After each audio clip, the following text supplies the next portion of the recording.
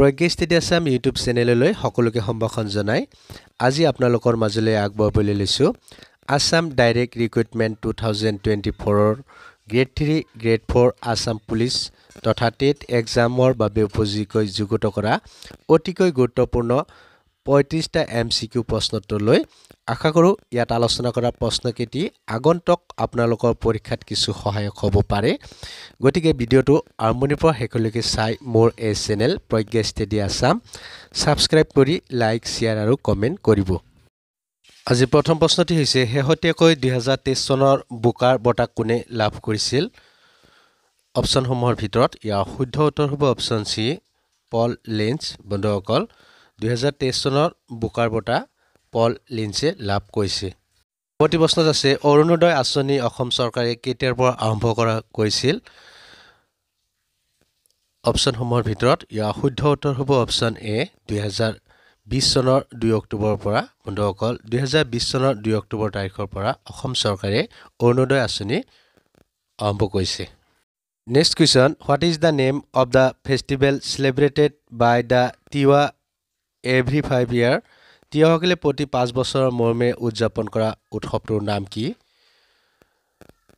অপচনসমূহৰ ভিতৰত ইয়াৰ শুদ্ধ উত্তৰ হ'ব অপচন বি ওৱানচাৰা উৎসৱ বন্ধুসকল টিৱাসকলে প্ৰতি 5 বছৰৰ মূৰে উদযাপন কৰা উৎসৱটিৰ নাম হৈছে ওৱানচাৰা উৎসৱ পৰৱৰ্তী প্ৰশ্নত আছে বুকাৰ বঁটা লাভ কৰা প্ৰথম ভাৰতীয় কোন অপচনসমূহৰ ভিতৰত ইয়াৰ শুদ্ধ উত্তৰ হ'ব অপচন ক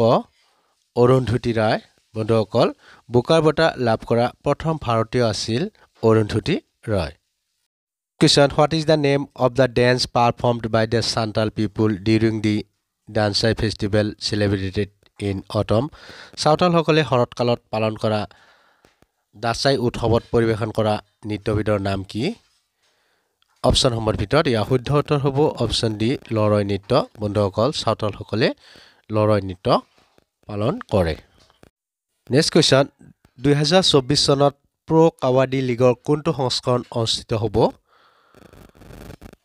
অপচনসমূহৰ ভিতৰত ইয়াৰ শুদ্ধ উত্তৰ হ'ব অপচন ক দশম বন্ধুসকল 2024 চনত প্ৰ কাবাডীৰ দশম সংস্কৰণ অনুষ্ঠিত হ'ব পৰৱৰ্তী প্ৰশ্ন ফৰেনসিক বিজ্ঞান বিশ্ববিদ্যালয় গুৱাহাটীৰ আধাৰশিলা কোনে স্থাপন কৰিছিল অপচনসমূহৰ ভিতৰত ইয়াৰ শুদ্ধ উত্তৰ হ'ব অপচন এ অমিত শাহ বন্ধুসকল ফৰেনসিক বিজ্ঞান বিশ্ববিদ্যালয় গুৱাহাটীৰ আধাৰশিলা অমিত শাহে স্থাপন কৰিছিল next question what is the name of the festival celebrated by the Santhal people in autumn Santhal সকলে শৰৎকালত পালন কৰা উৎসৱটোৰ নাম কি অপচনসমূহৰ ভিতৰত ইয়াৰ শুদ্ধ উত্তৰ হ'ব অপচন এ দাসাই উৎসৱ বন্ধুসকল সাঁওতাল সকলে শৰৎকালত দাসাই উৎসৱ পালন কৰে পৰৱৰ্তী প্ৰশ্নত আছে টিপাখাল কোন জনগোষ্ঠীৰ পবিত্ৰ স্থান অপচনসমূহৰ ভিতৰত ইয়াৰ শুদ্ধ উত্তৰ হ'ব অপচন গ অৰ্থাৎ সি মিচিং বন্ধুসকল টিপাখাল মিচিং জনগোষ্ঠীৰ পবিত্ৰ স্থান পৰৱৰ্তী প্ৰশ্নত আছে নিম্নলিখিত কোন ঠাইত অসমৰ একমাত্ৰ এইমছ প্ৰতিষ্ঠা কৰা হৈছে অপচনসমূহৰ ভিতৰত ইয়াৰ শুদ্ধ উত্তৰ হ'ব অপচন সি চাংচাৰী বন্ধুসকল উত্তৰ গুৱাহাটীৰ চাংচাৰীত অসমৰ একমাত্ৰ এইমছ প্ৰতিষ্ঠা কৰা হৈছে পৰৱৰ্তী প্ৰশ্ন কাৰাকোৰাম পাছ ক'ত অৱস্থিত অপচনসমূহৰ ভিতৰত ইয়াৰ শুদ্ধ উত্তৰ হ'ব অপচন সি জম্মু কাশ্মীৰ বন্ধুসকল কাৰাকোৰাম পাছ জম্মু কাশ্মীৰত অৱস্থিত পৰৱৰ্তী প্ৰশ্নত আছে 2023 চনৰ বিশ্বকাপত সৰ্বাধিক ৰাণ সংগ্ৰহকাৰী কোন আছিল অপচনসমূহৰ ভিতৰত ইয়াৰ শুদ্ধ উত্তৰ হ'ব অপচন বি বিৰাট কোহলি বন্ধুসকল 2023 চনৰ বিশ্বকাপত সৰ্বাধিক ৰাণ কৰা ব্যক্তি আছিল বিৰাট কোহলি পৰৱৰ্তী প্ৰশ্ন বাস্কেটবলৰ প্ৰতিটো দলত কিমানজন খেলুৱৈ থাকে অপচনসমূহৰ ভিতৰত ইয়াৰ শুদ্ধ উত্তৰ হ'ব অপচন এ 5 জন বন্ধুসকল বাস্কেটবলৰ প্ৰতিটো দলত 5 জনকৈ খেলুৱৈ থাকে পৰৱৰ্তী প্ৰশ্নত আছে অসম আৰক্ষী দিৱস কোন তাৰিখে পালন কৰা হয়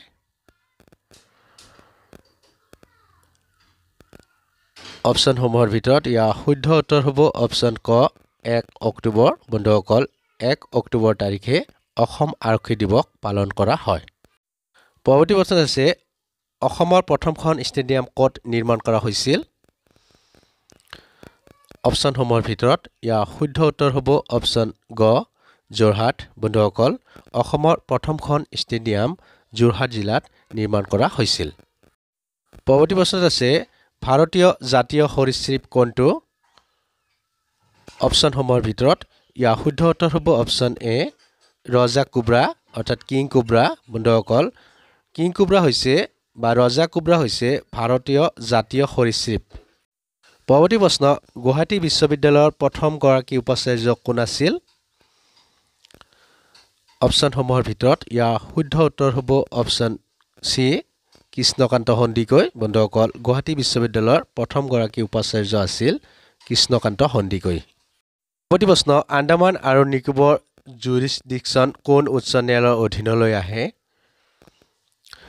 অপশ্যন কেইটাৰ ভিতৰত ইয়াৰ শুদ্ধ উত্তৰ হ'ব অপশ্যন চি কলিকতা বন্ধুসকল আন্দামান আৰু নিকোবৰ জুৰিছডিকশ্যন কলিকতা উচ্চ ন্যায়ালয়ৰ অধীনলৈ আহে পৰৱৰ্তী প্ৰশ্নত আছে mission for prevention of child marriage আঁচনিয়ে কোন বছৰৰ ভিতৰত অসমক বাল্য বিবাহৰ পৰা মুক্ত কৰাৰ লক্ষ্য লৈছে অপশ্যনসমূহৰ ভিতৰত ইয়াৰ শুদ্ধ উত্তৰ হ'ব অপশ্যন চি 2026 বন্ধুসকল mission for prevention of child marriage আঁচনিয়ে 2026 চনৰ ভিতৰত অসমত বাল্য বিবাহ মুক্ত কৰাৰ লক্ষ্য লৈছে পৰৱৰ্তী প্ৰশ্নত আছে ভাৰতত কিমান বায়োস্ফিয়াৰ ৰিজাৰ্ভ আছে অপশ্যনসমূহৰ ভিতৰত ইয়াৰ শুদ্ধ উত্তৰ হ'ব অপশ্যন চি 18খন বন্ধুসকল ভাৰতত 18খন বায়োস্ফিয়াৰ ৰিজাৰ্ভ আছে পৰৱৰ্তী প্ৰশ্নত আছে কোনখন চহৰক পূবৰ পোহৰ বুলি কোৱা হয় অপশ্যনসমূহৰ ভিতৰত ইয়াৰ শুদ্ধ উত্তৰ হ'ব অপশ্যন এ গুৱাহাটী বন্ধুসকল গুৱাহাটী মহানগৰক পূবৰ পোহৰ বুলি কোৱা হয় পৰৱৰ্তী প্ৰশ্নত আছে উচ্চতম ন্যায়ালয়ৰ প্ৰথম অসমীয়া মুখ্য ন্যায়াধীশ কোন আছিল অপশ্যনসমূহৰ ভিতৰত ইয়াৰ শুদ্ধ উত্তৰ হ'ব অপশ্যন বি ৰঞ্জন গগৈ বন্ধুসকল উচ্চতম ন্যায়ালয়ৰ প্ৰথম অসমীয়া মুখ্য ন্যায়াধীশ আছিল ৰঞ্জন গগৈ পৰৱৰ্তী প্ৰশ্ন অসমৰ ৰাজধানী শ্বিলঙৰ পৰা দিছপুৰলৈ স্থানান্তৰিত কৰাৰ সময়ত অসমৰ মুখ্যমন্ত্ৰী কোন আছিল অপশ্যনসমূহৰ ভিতৰত ইয়াৰ শুদ্ধ উত্তৰ হ'ব অপশ্যন চি শৰৎ চন্দ্ৰ সিংহ বন্ধুসকল অসমৰ ৰাজধানী শ্বিলঙৰ পৰা দিছপুৰলৈ স্থানান্তৰিত কৰাৰ সময়ত অসমৰ মুখ্যমন্ত্ৰী আছিল শৰৎ চন্দ্ৰ সিংহ পৰৱৰ্তী প্ৰশ্ন অসমৰ কোনখন জিলাৰ মাজেৰে ৰাষ্ট্ৰীয় ঘাইপথ পাৰ হৈ নাযায় অপশ্যনসমূহৰ ভিতৰত ইয়াৰ শুদ্ধ উত্তৰ হ'ব অপশ্যন এ দক্ষিণ হালমাৰা মানকাছৰ বন্ধুসকল দক্ষিণ হালমাৰা মানকাছৰ জিলাৰ মাজেৰে কোনো ৰাষ্ট্ৰীয় ঘাইপথ পাৰ হৈ নাযায় পৰৱৰ্তী প্ৰশ্নত আছে ব্ৰিটিছে কিমান চনত অসম প্ৰাথমিক শিক্ষা আইন প্ৰণয়ন কৰিছিল অপশ্যনসমূহৰ ভিতৰত ইয়াৰ শুদ্ধ উত্তৰ হ'ব অপশ্যন এ 1926 চনত বন্ধুসকল 1926 চনত ব্ৰিটিছে অসমত প্ৰথম প্ৰাথমিক শিক্ষা আইন প্ৰণয়ন কৰিছিল পৰৱৰ্তী প্ৰশ্নত আছে অসম সাহিত্য সভাৰ প্ৰথম মহিলা সভাপতি কোন আছিল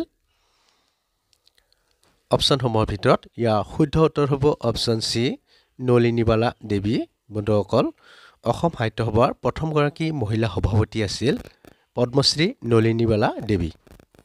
পৰৱৰ্তী প্ৰশ্নত আছে অস্কাৰ পুৰস্কাৰৰ বাবে মনোনীত হোৱা প্ৰথম আৰু একমাত্ৰ অসমীয়া ছবি কোনখন অপশ্যনসমূহৰ ভিতৰত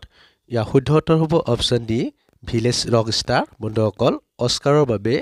মনোনীত হোৱা প্ৰথম আৰু একমাত্ৰ অসমীয়া কথাছবিখনৰ নাম হৈছে ভিলেজ ৰক ষ্টাৰ পৰৱৰ্তী প্ৰশ্নত আছে সোণাই ৰূপাই বন্যপ্ৰাণী অভয়াৰণ্য ক'ত অৱস্থিত অপশ্যনসমূহৰ ভিতৰত ইয়াৰ শুদ্ধ উত্তৰ হ'ব অপশ্যন এ শোণিতপুৰ বন্ধুসকল সোণাই ৰূপাই বন্যপ্ৰাণী অভয়াৰণ্যখন শোণিতপুৰত অৱস্থিত পিছৰ প্ৰশ্নত আছে ৰূপসী বিমানবন্দৰ কোনখন জিলাত অৱস্থিত অপশ্যনসমূহৰ ভিতৰত ইয়াৰ শুদ্ধ উত্তৰ হ'ব অপশ্যন এ কোকৰাঝাৰ বন্ধুসকল ৰূপসী বিমানবন্দৰখন অসমৰ কোকৰাঝাৰ জিলাত অৱস্থিত পৰৱৰ্তী প্ৰশ্ন অসমৰ সৰ্বোচ্চ জলপ্ৰপাতটোৰ নাম কি অপশ্যনসমূহৰ ভিতৰত ইয়াৰ শুদ্ধ উত্তৰ হ'ব অপশ্যন এ আকাশী গংগা বন্ধুসকল অসমৰ সৰ্বোচ্চ জলপ্ৰপাতটোৰ নাম হৈছে আকাশী গংগা পৰৱৰ্তী প্ৰশ্ন অসমৰ আটাইতকৈ দীঘল ৰাষ্ট্ৰীয় ঘাইপথ কোনটো অপশ্যনসমূহৰ ভিতৰত ইয়াৰ শুদ্ধ উত্তৰ হ'ব অপশ্যন এ NH37 বন্ধুসকল অসমৰ আটাইতকৈ দীঘল ৰাষ্ট্ৰীয় ঘাইপথটোৰ নাম হৈছে NH37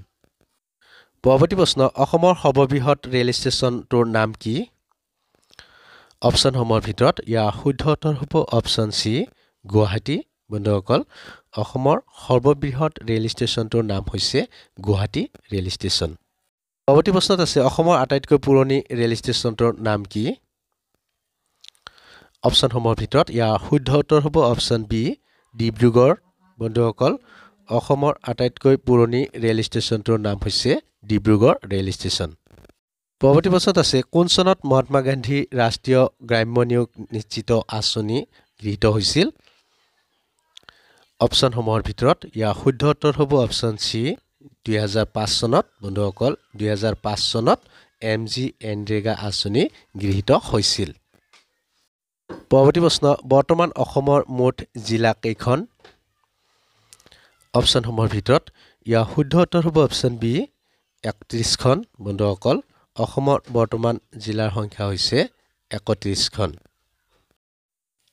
পৰৱৰ্তী প্ৰশ্ন আছে অসমত পতাকা দিৱস কোন তাৰিখে পালন কৰা হয় অপশ্যনসমূহৰ ভিতৰত ইয়াৰ শুদ্ধ উত্তৰ হ'ব অপশ্যন বি 7 ডিচেম্বৰ বন্ধুসকল 7 ডিচেম্বৰ তাৰিখে অসমত পতাকা দিৱস পালন কৰা হয় বন্ধুসকল ভিডিঅ'টো চাই কেনে লাগিল লাইক কমেন্ট যোগে জনাব এনে ধৰণৰ নতুন নতুন ভিডিঅ' পাই থাকিবলৈ এতিয়া ইউটিউবলৈ গৈ সাবস্ক্ৰাইব কৰক প্ৰজ্ঞা ষ্টাডি আসাম পুনৰ নতুন এটি ভিডিঅ'ৰ সৈতে আপোনালোকক লগ পোৱাৰ প্ৰতিশ্ৰুতিৰে আজিলৈ ইমানতে সামৰণি মাৰিছো ধন্যবাদ